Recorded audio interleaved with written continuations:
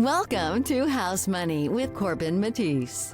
Here we have real conversations with Texas real estate experts. You'll hear true stories about the market from the heart of Texas real estate. Let's go.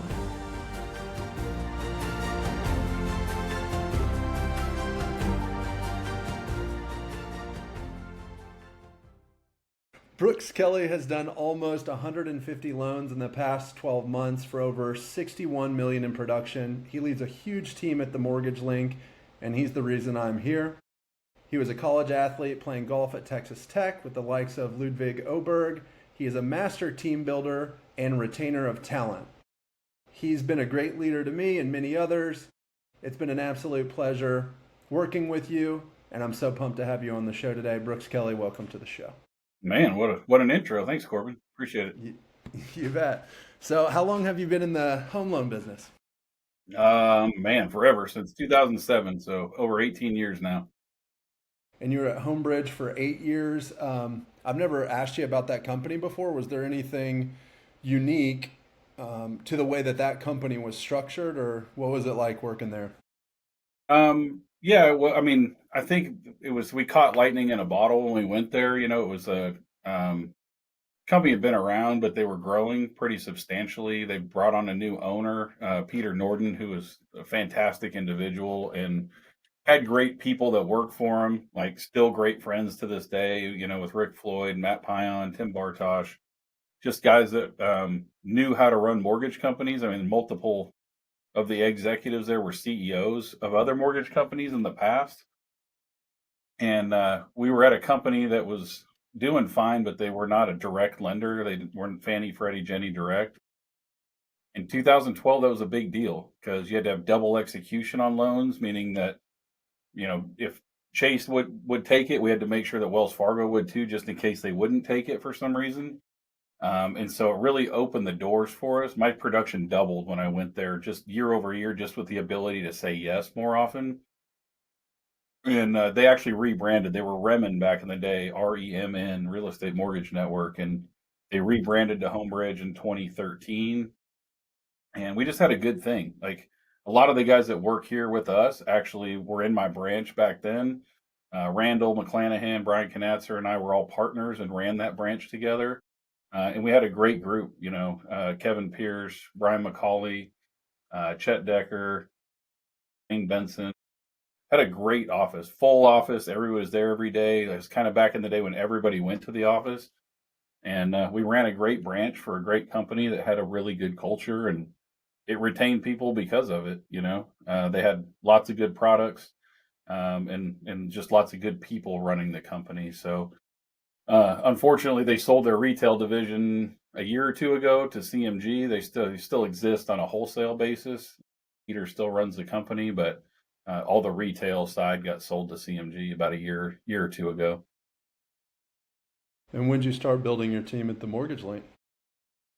3 years ago. So, you know, there was a short stint at Hometown, which luckily we got out of there before things exploded. And we came here in early 22. We were branch number 2 and started growing from there. So it was just the original branch that's been around forever. And we were branch 2, and now we have, I think, 20 something branches now in 3 years. Grown from probably 200 million in production to we're on track for about 900 this year, I think. So we've seen pretty significant growth over time. Yeah, and when I got into the business, I was listening to podcasts just to learn the industry and what was important to other loan officers and branch managers. And I heard a lot of podcasts and interviews with loan officers making over $1 million a year, W-2 commissions.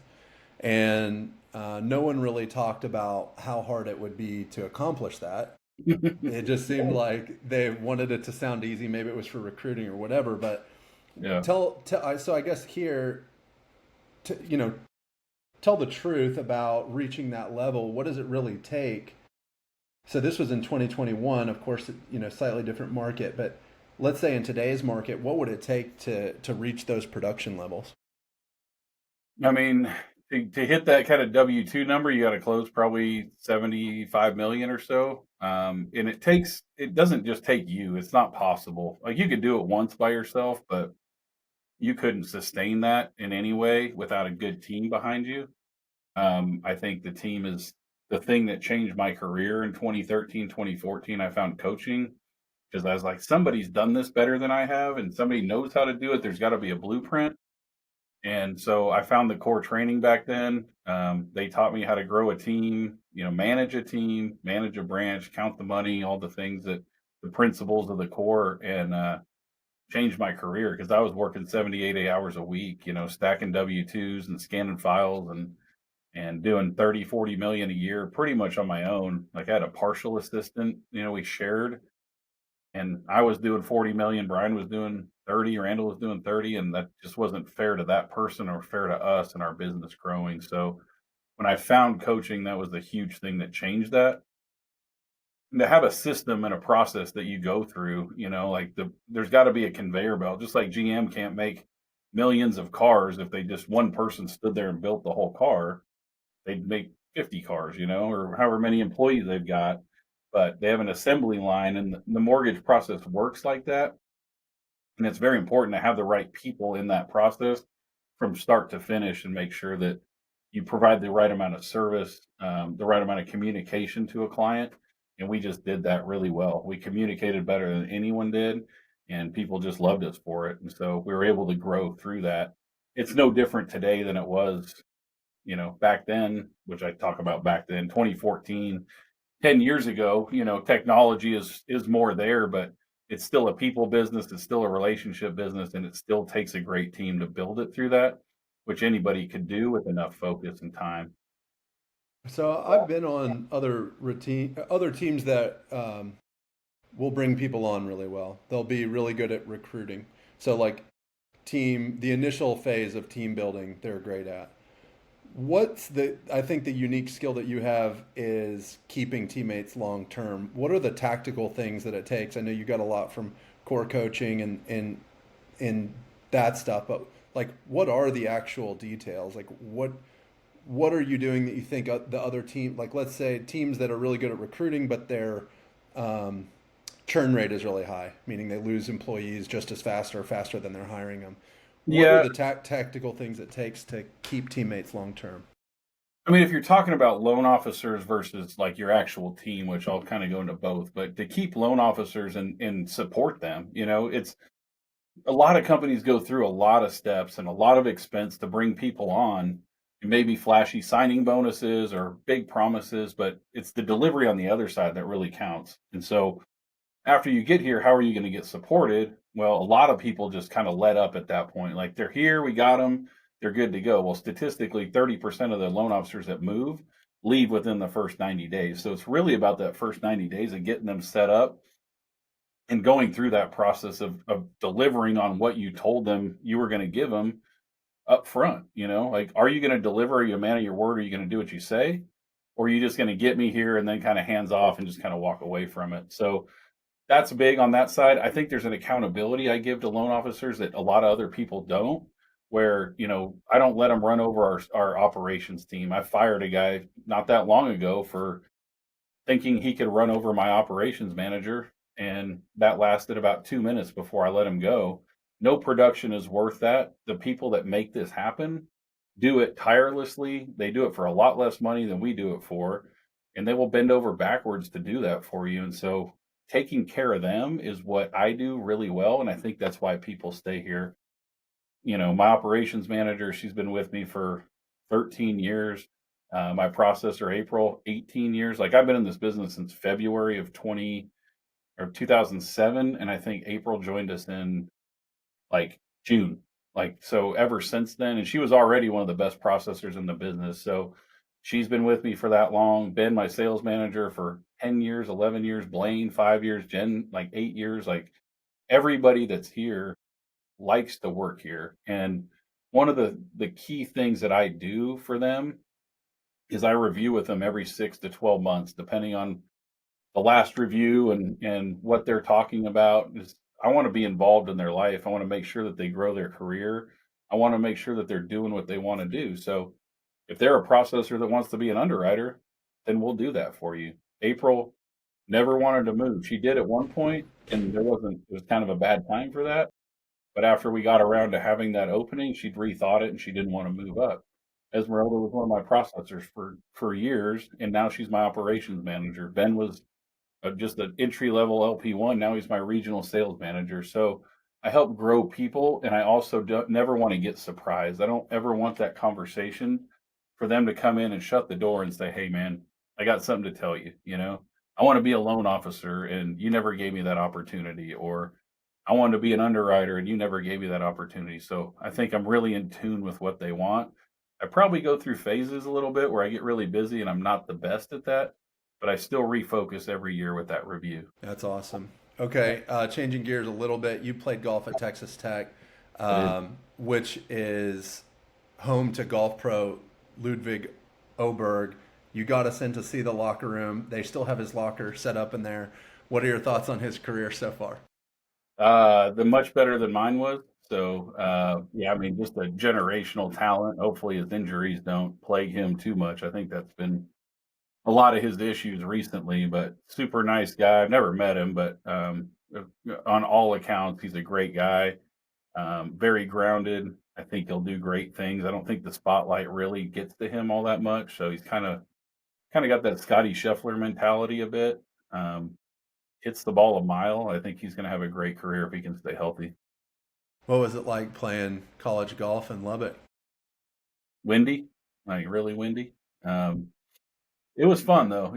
I didn't know where Lubbock was when I went there from Arizona, and I kind of took a leap of faith to go. I didn't have a ton of offers. I had a few offers for scholarships other places, and it was the most university like that I went to and checked out. And so I really wanted to go to a university like that. And I hated it for like the first year, but I had a lot of opportunity. There was only 6 players on the team.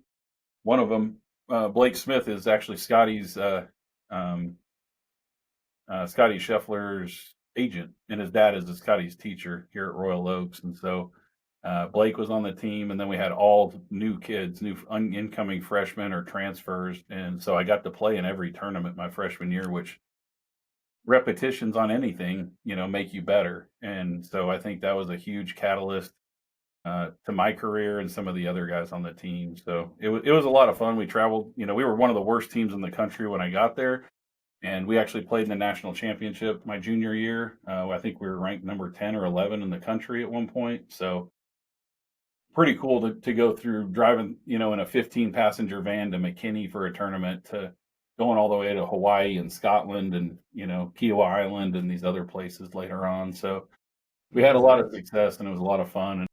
And, those guys are friends for life. The guys that we're with, a lot of them live here in Dallas. So. On the topic of being consistent, if we shadowed you every day, or if we looked at your calendar, but if Mhm. we're actually watching what you do, what are the important things that we would see you do every day or every week that are making a difference for you in outcomes?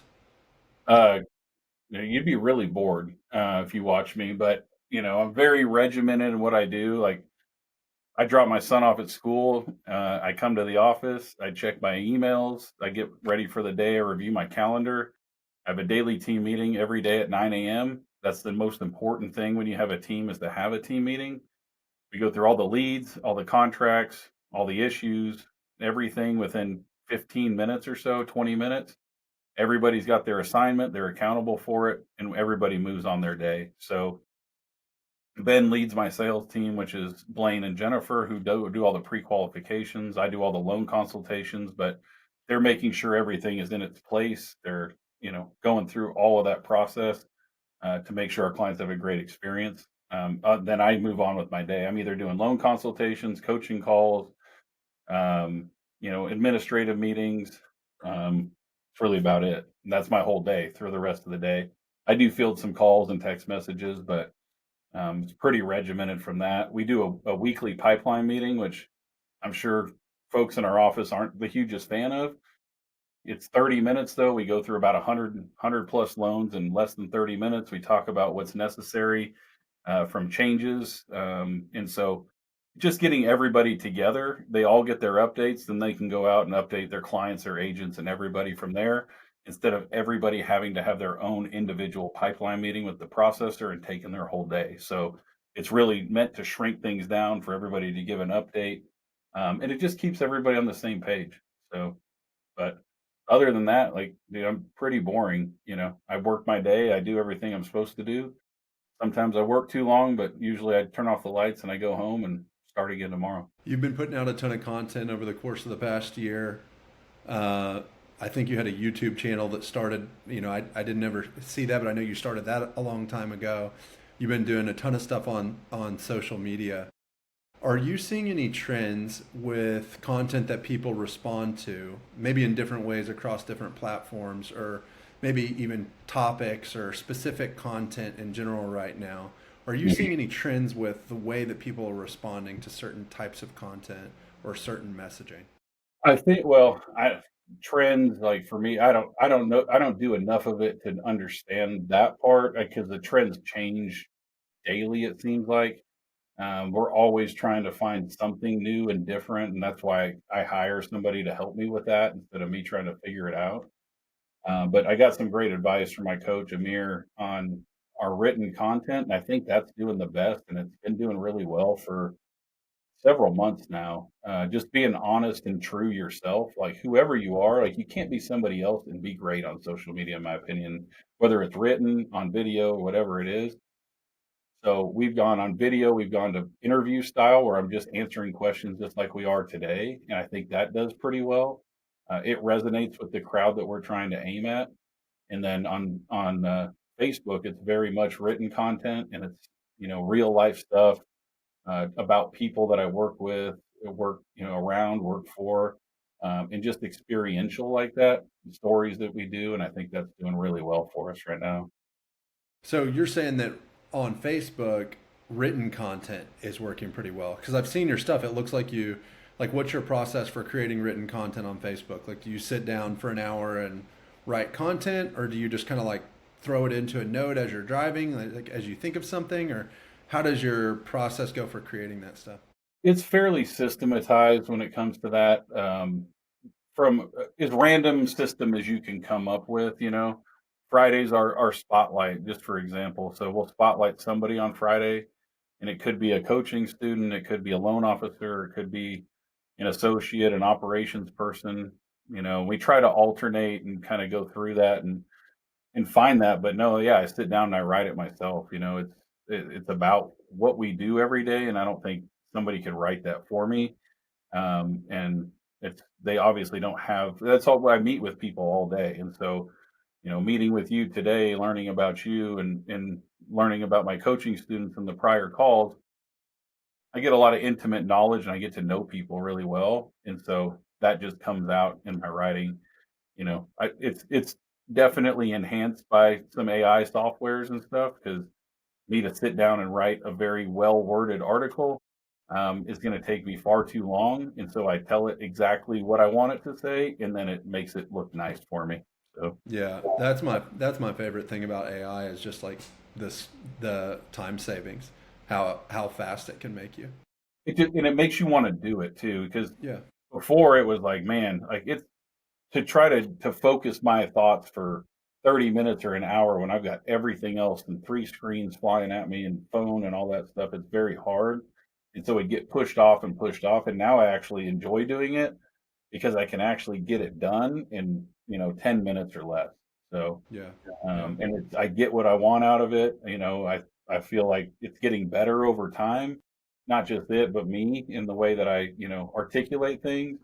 And we've added a lot of still shots to it recently, and I think that helps the grab too. It just stops people a little bit more than just the words. So you just When got to be you really put careful on how long it is. Don't make it too is it long. when you say a still shot, you mean like a picture of something or a picture of you? Yeah, picture of me, picture of them, picture of a like I did one with a basketball hoop the other day, talking about what I was thinking, and that's the moment I took a picture of it because I was there, and I'm like, this makes sense, and I took a picture of it, and then I wrote about it later on, and I posted it the next day. So Brooks Kelly, thank you so much for coming on today. Amazing having you. I really appreciate it. Thanks. yeah, man.